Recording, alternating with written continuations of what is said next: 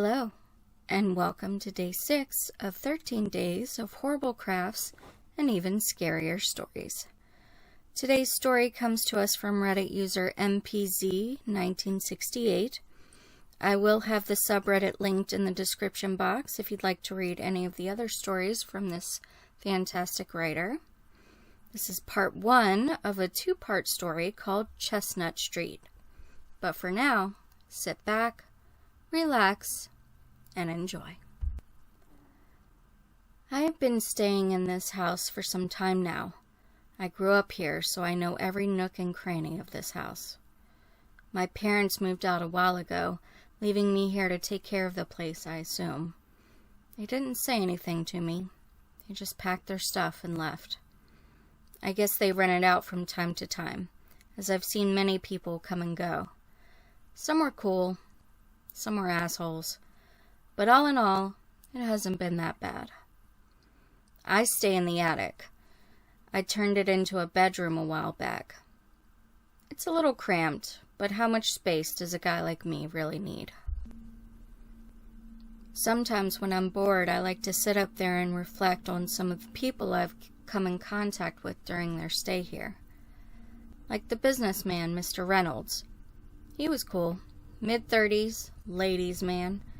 Kept this place looking sharp for the ladies, of course.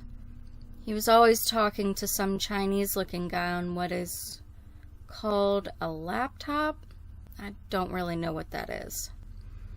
Then one day he just disappeared. Some people came and took his stuff shortly after that. I wonder whatever happened to him. Anyway, then there were what I like to call, for lack of a better term, the high guys. 2 stoner buddies that like to sit around all day, drink beer, play video games, and get stoned. Who am I to judge anyone? To each their own, I always say. But they trash this place. I can't have that. I tried everything I could to get them out of here. But they were so high most of the time they thought I was a hallucination and laughed it off. I stayed in my room the day the cops came to the house to take them away. Who's laughing now? There's been many families moving in and out. None of them really stayed too long. Moms and dads with a couple of kids. Sometimes just mom and kids. Sometimes just dad. Aside from a few screaming matches and the sounds of lovemaking on occasion, we all seemed to get along pretty well. I really enjoyed playing with the kids, though. There's so much fun playing hide and seek, duck, duck, goose, games like that. It made me feel alive. I really miss those kids. But now there's Susan.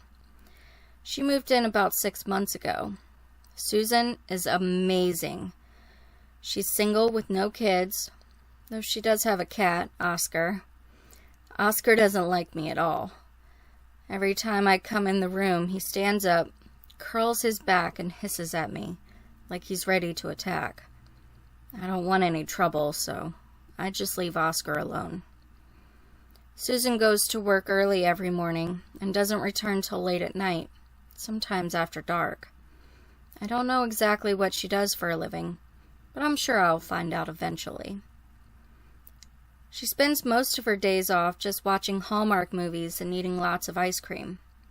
I don't understand why, but as pretty as she is, she can do whatever she likes.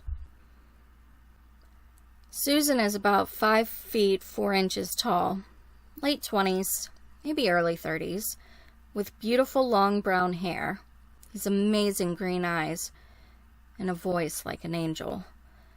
It doesn't hurt that she's chunky in all the right places either. No disrespect to any of you ladies hearing this. Susan may be the most beautiful woman I have seen in a long time, but her housekeeping skills leave a lot to be desired. It's not that she's a slob or anything. It's that she doesn't clean up after herself very well. So, on occasion while she's at work, just to help out, I will pick up the cups and dishes from around the house and put them in the sink. I pick up her clothes. I don't know what kind of perfume she uses, but damn does it smell good. Anyway, I will put her clothes in the hamper, sweep the floor, turn the lights out, things like that.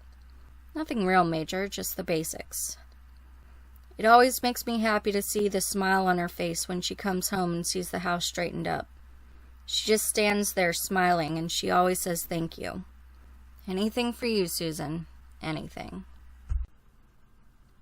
I am so taken by Susan that sometimes at night I like to go stand at her bedroom door and just watch her sleep. She looks so peaceful. I would like nothing more than to lay beside her with my arms around her waist and just hold her.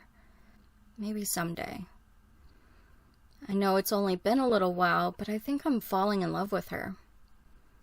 I want to tell her how I feel. I want to show her. I think I'll do it tonight when she gets home. Wait, what's that? Some kind of folder on the table. HPRC, Hamilton Paranormal Research Center. Case file number 137. Paranormal? I've never seen this before. She must have left it behind when she left for work today. I'll just take a peek.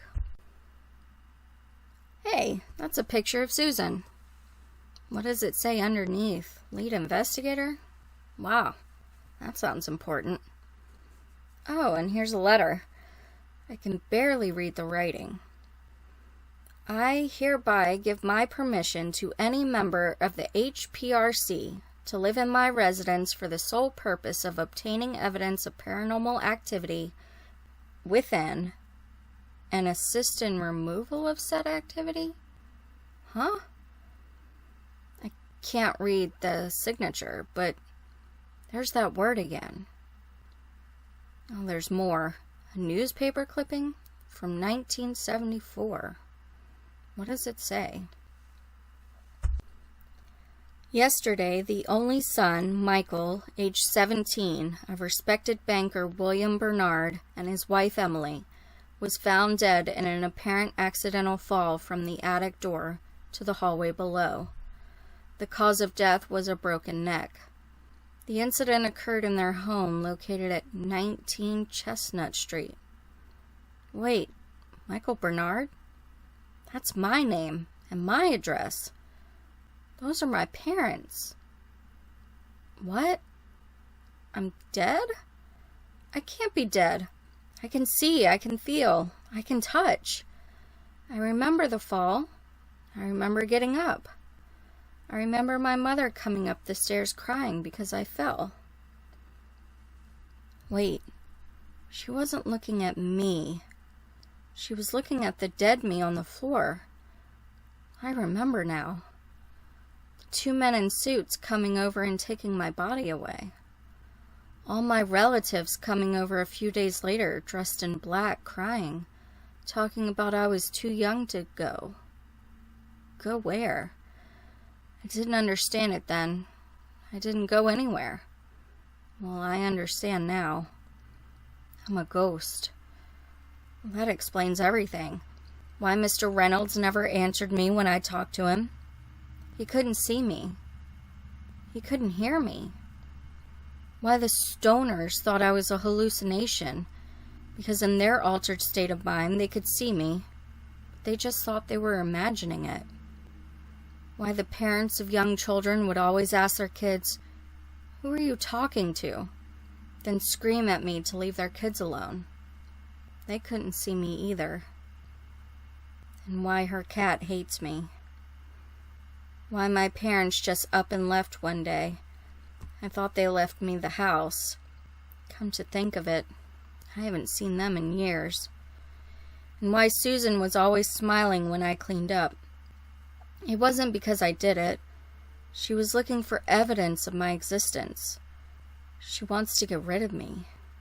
But I don't want to leave. I like it here. This is my house. I'm not leaving without a fight. She wants evidence. Oh, I'll give her evidence. I really loved her. I helped her. I even tolerated her damn cat. Well, screw all that.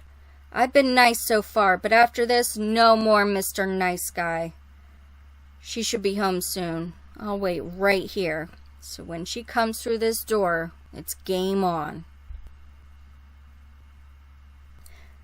Thank you for watching day 6 of 13 days of horrible crafts and even scarier stories. Thanks again to MPZ1968 for their great stories. Make sure you come back for my day 7 video to hear the conclusion of this spooky tale. With that being said, have a wonderful day, stay safe, and sweet dreams.